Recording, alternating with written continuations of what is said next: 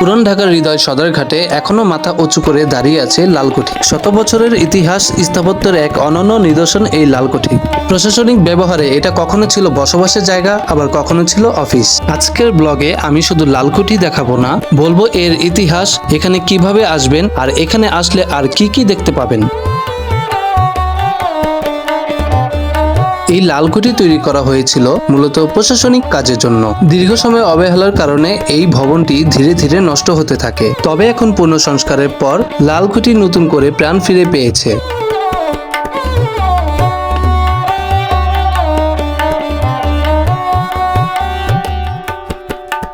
সংস্কারের পর অনেক কিছুই পরিবর্তন করা হয়েছে। আপনি যদি এখানে আসেন, লাল ইটের কারুকাজ আর এই পুরনো স্টাইলের দরজা জানালা দেখে সত্যি আপনার মন জুড়িয়ে যাবে। একসময় যে ভবনটি প্রশাসনিক কাজে ব্যবহৃত হতো, আজকে সেটি হেরিটেজ স্থাপত্য এবং ইতিহাস প্রেমিকদের জন্য অন্যতম আকর্ষণ। 1882 সালের দিকে এখানে একটি পাবলিক লাইব্রেরি স্থাপন করা হয়। পরে এটি জনসন হল নামে পরিচিতি লাভ করে। প্রথমে সেখানে 1000 বই ছিল, বেশিরভাগই বিদেশি প্রকাশনী বই। পরে 1926 সালে 7 ফেব্রুয়ারি বিখ্যাত কবি রবীন্দ্রনাথ ঠাকুরকে এখানে এক ঐতিহাসিক নাগরিক সংবর্ধনা দেওয়া হয়। এছাড়া থিয়েটার, সাংস্কৃতিক অনুষ্ঠান, সামাজিক মিলনায়তন, জনসভা সবই এখানে হতো।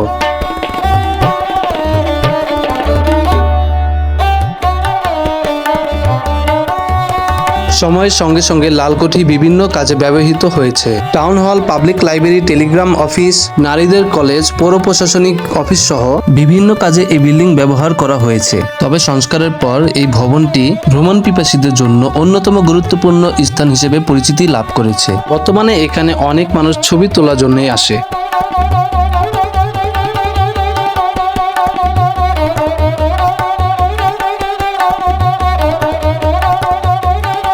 আপনারা যারা এখানে আসবেন তারা চাইলে এর পাশে অবস্থিত বিউটি বোর্ডিংও ঘুরে দেখতে পারেন। বিউটি বোর্ডিং এর ভিডিও আমার চ্যানেলে আছে, আমি নিচে ডিসক্রিপশনেও এটার লিংক দিয়ে দিব।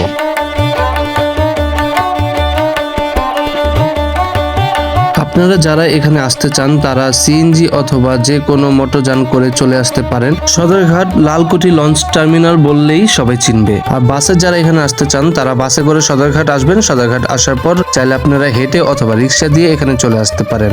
আর এটার ভিতর ঢুকতে কিন্তু এখন কোনো এন্ট্রি ফি লাগে না। তো আপনারা যদি পুরান ঢাকা ঘুরে দেখতে চান তাহলে এখানে অবশ্যই আসবেন।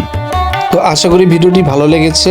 যদি ভিডিওটা ভালো লাগে তাহলে আমার ভিডিওটা একটা লাইক দিবেন। আর পুরান ঢাকায় এরকম আরো অনেক নতুন ঘোরার জায়গা দেখতে চাইলে আমার চ্যানেলটিকে সাবস্ক্রাইব করবেন। আশা করি সবাই ভালো থাকবেন। আল্লাহ হাফেজ।